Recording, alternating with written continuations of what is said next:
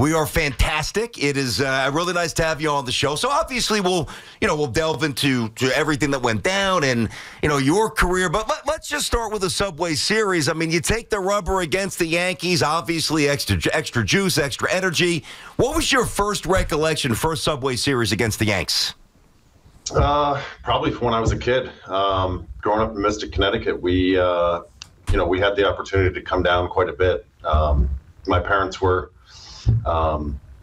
friends with this couple, and one of their close friends had season tickets to Shea Stadium. So he knew I was, a fan of the rivalry, and we used to get pretty lucky, and he would kind of flip us those tickets. So my first memory was coming down and going to Shea and watching those games as a kid. Was there, Matt, a specific pitcher-hitter matchup where you're like, oh, man, this is something that the whole thing is cool, but this is even next level insane? Anything jump out?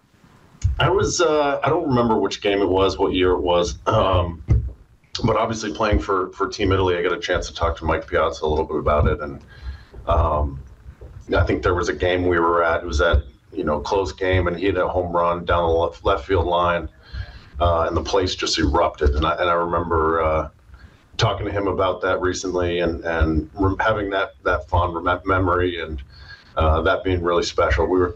Our seats were right behind the third base dugout, so we had a good view of the ball getting out and how far he hit it. Matt, one of the reasons why I fell in love with you as a player was your alpha male, no bleeps given attitude. It was noticeable the first pitch you threw in Arizona in 2012. And then let me just read your first start in Subway Series. So, at the time, the Mets were down. Here you come. This is even before the Dark Knight of Gotham stuff. And I'm looking at you as, this guy's finally got it. Somebody who's not going to take being second citizen from the Yankees or the Mets, or the Braves or the Nationals. Didn't matter who. You had the sack, and then you went out there and backed it up. First start, BT, against the Yankees for Matt Harvey, 2023, May of 2023. Yeah. 10 strikeouts, 8 innings, 1 run. I mean, Matt, what was it about you that you just had it, that alpha male, that dog mentality, that you didn't care what team you're on or who you were facing,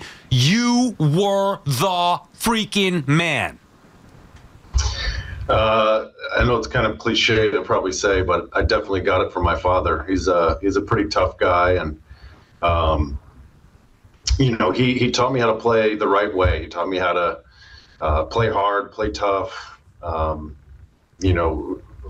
think it started at a young age when I started going to a lot of these showcases, and growing up in Mystic, Connecticut, we only had the opportunity to play 20, 30 games a year.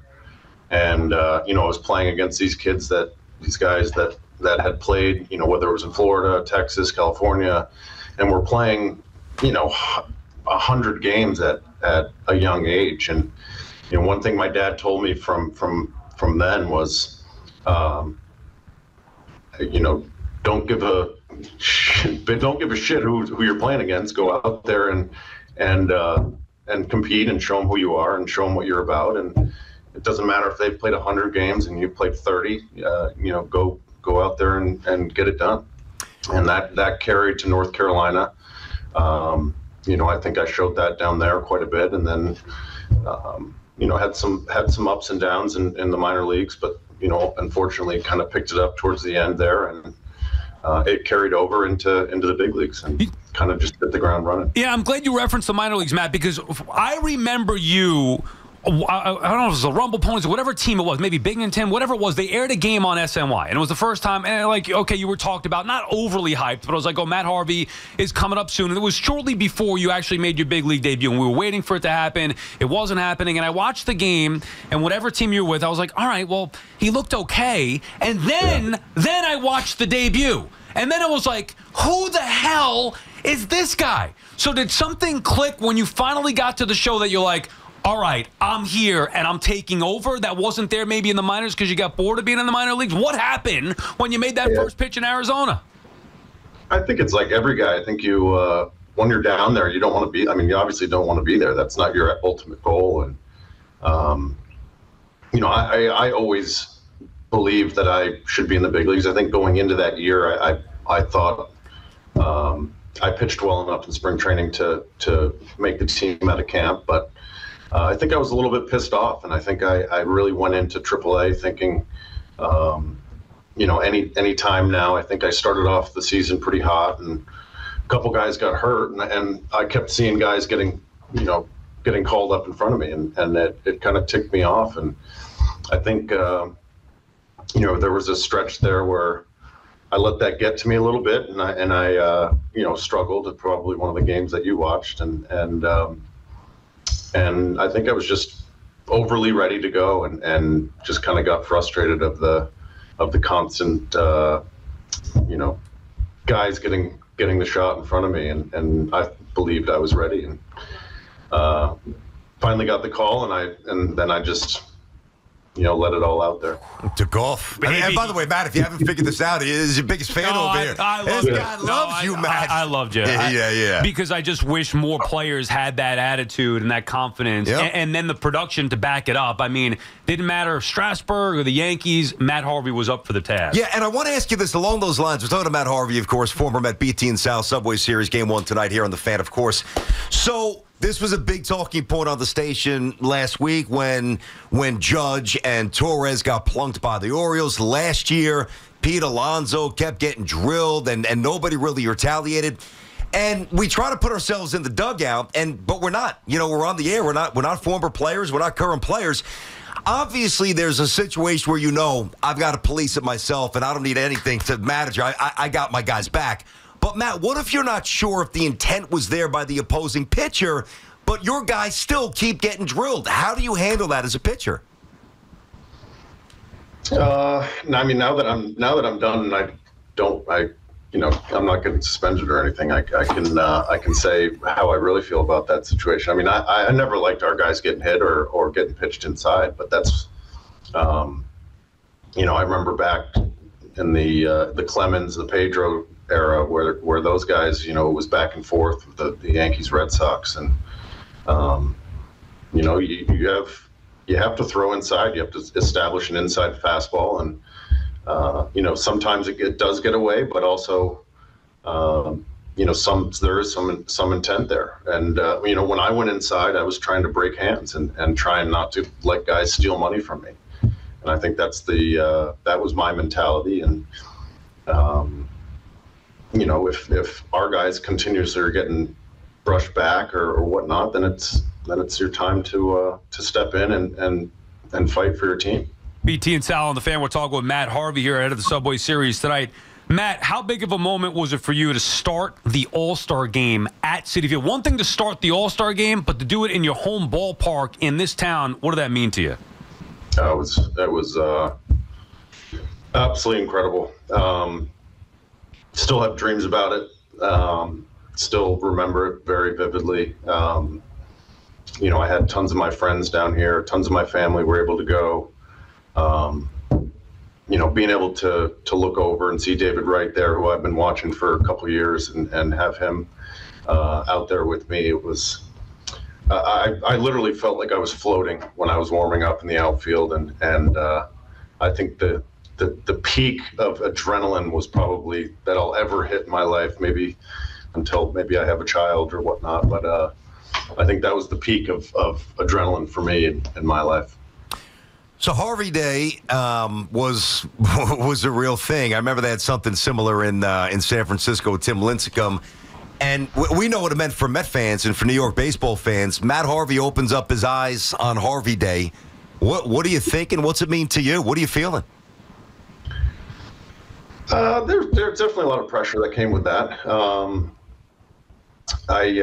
I think my friends and family got more of a kick out of it than I did. I remember waking up and tons of my friends were texting me being, happy Harvey Day, happy Harvey Day. And like, okay, well, I still got to go out there and perform, but it's pretty, looking back and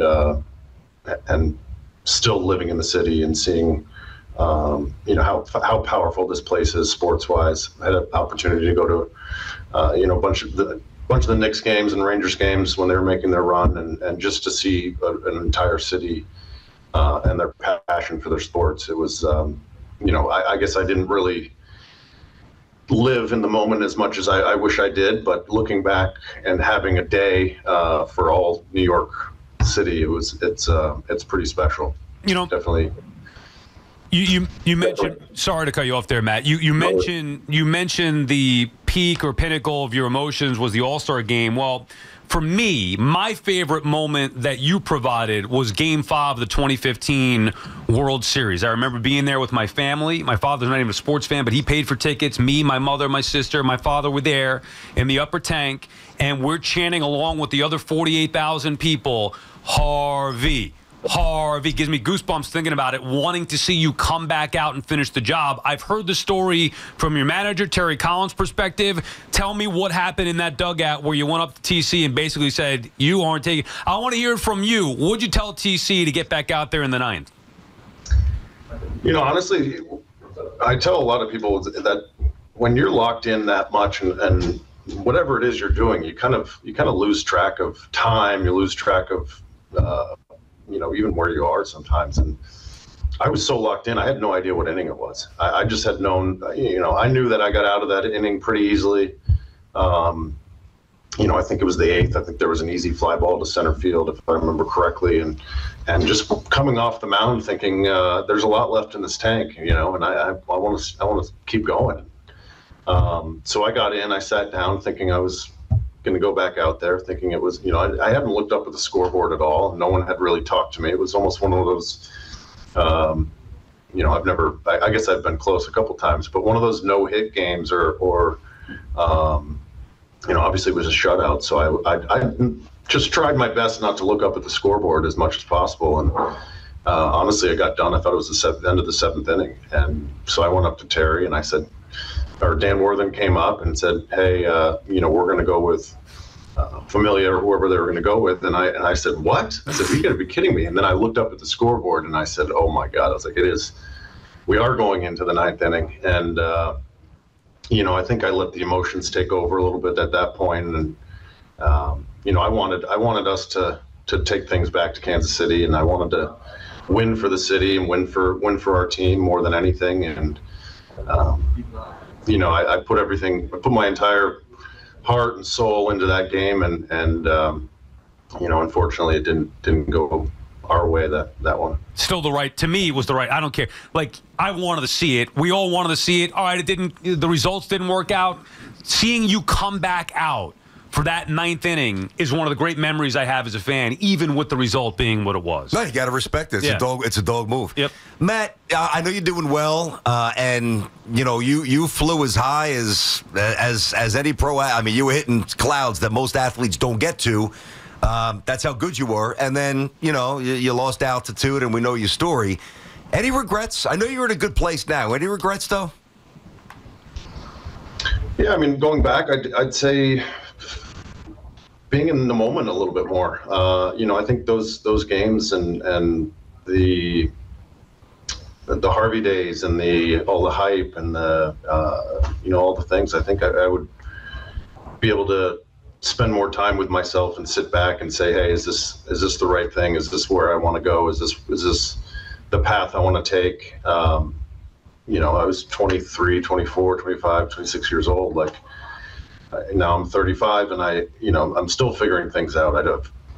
So it's hard to look back and say I would do things a lot differently as a 23 or 24-year-old, because you're just a kid. You're still super young, and there's a lot to learn. I wish I had that fame and that power and performance capabilities now at the age I'm at now. Things would have been a lot different. Yeah. By the way, I don't think you're alone in that. I think that's an honest statement. We're talking about that applies to a lot of us. Matt Harvey, of course, BT and Sal on the Fan. So, as you're trying to come back here, your stuff, obviously, you have to feel it yourself because nobody knows your arm better than you. Some injuries, obviously, a little diminished stuff-wise. What's it like trying to reclaim your career? To me, that's got to be such an internal struggle. How do you deal with that? What was that like? The thoracic outlet surgery was just the toughest one to try and explain how the recovery of that just affected me mentally, physically. I think I said this on Henrik Lundqvist's podcast, and the more I was working, the more shoulder exercises, the more I was trying to throw, the worse things felt. And when you're an athlete and you can't push harder, or you're not seeing results from the work that you're doing, and it's just kind of affecting you in a worse way, then that's really mentally challenging. It's as an athlete. So it was just, I just never felt the same after that surgery as much as I tried. And then mentally it kind of affected me, and I struggled a lot with that, and had some really rough times, and obviously didn't make some good decisions. And, that's part of life, part of growing. And I would just say that surgery really just kind of meant the end of kind of the best that I could be, and that was tough to swallow. Yeah, I didn't want to believe it, but logically speaking, like it's not just you. Pitchers don't come back from that and aren't the same. And the way that you were at your peak, realistically, there wasn't going to be a chance to get back to that after that thoracic outlet syndrome, which is unfortunate. Matt, the way that it ended with the Mets wasn't great. I know it's a different ownership group now. What's your relationship like right now with the Mets organization? It's great. I'll be there tonight. So. Oh, look at it! All right. Yep, I've gone to a couple games. I was actually in Italy for the Mets' nice 9 out of 11 run, but I'm excited to go tonight. And like I said, it reminds me of being a kid again, going to those games, and I have a lot of good memories of the Subway Series as a player and as a fan from a young age, and excited to go. Now I have to ask you this though, Matt. I love you. Who are you rooting for tonight? The Mets, of course. There we go. Because I know as a kid you were a Yankee fan, sitting there watching Jeter's last game. That ticked me off back in the day. Matt Harvey could do no wrong except go watch the stinking Yankees play. Come on, Matt. Matt, how would you attack Soto? How would you pitch Soto? I've faced him a couple times. I don't remember what our battle was, but honestly, I haven't really watched much baseball at all this season. So I would say in my prime, I don't know, I would mix it up quite a bit, and he's impressive. Like I said, I haven't watched very much recently, so I can't give you an honest scouting report. But gotcha. I would definitely, depending on what the situation is, I would definitely be a little careful. Matt, I want to just tell you this because it's how I truly feel. I know DeGrom and what he's done, obviously, since, you were at your peak. DeGrom has had some historically great seasons with the Mets. I saw Syndergaard after, again, your peak, Syndergaard in 15 and then 16 again, reached the highest of highs. I would take you at your peak over anybody, including DeGrom and Syndergaard. That's how dominant you were. And it wasn't just your dominance on the field. It was your attitude, your competitiveness, all of the above. I wouldn't trade Matt Harvey's peak for anybody. So thank you for giving it everything you had while you were with the Mets. I loved every second of it. I appreciate that. I don't know if I would take back some of those years that DeGrom had and the success that he's had over his career, but I appreciate that comment very much. Well, Matt, just to prove that he's not lying, he means what he said so much that he wrote. Oh, no. Oh, hold on. No. He wrote. Oh, no. Matt, wait to hear this, Matt. Oh, my God. Your head's going to spin. He wrote and he voiced a rap song about you. This was 2015, right? 2015, Sal? Yeah, 2015. All right. DJ Sal Licata paying homage to his boy, Matty H. Here we go. It's Harvey Day! Oh, let's go! Matt Harvey Day!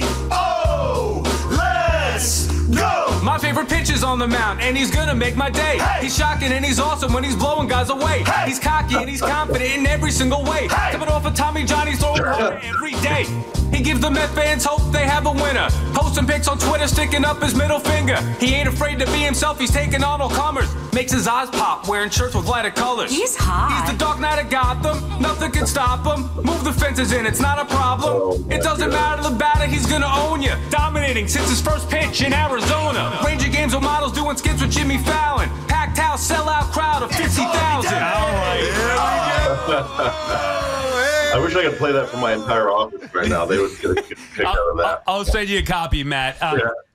You were the man. Yeah. I'm embarrassed that BT just played that for you, but look, Matt, and by the way, I promise we will lock him away in jail so we cannot come and hunt you down and try to have lunch with you. Or no, he loves you, he respects you, dude. Good stuff. Good sport too, Matt. Thank you very much. Awesome. Thank you, guys. You got it. All right, there you have it, Matt Harvey. Did you have to play that? You know I had to play that. Come on, dude. Embarrass me. I didn't write the song. I mean, listen,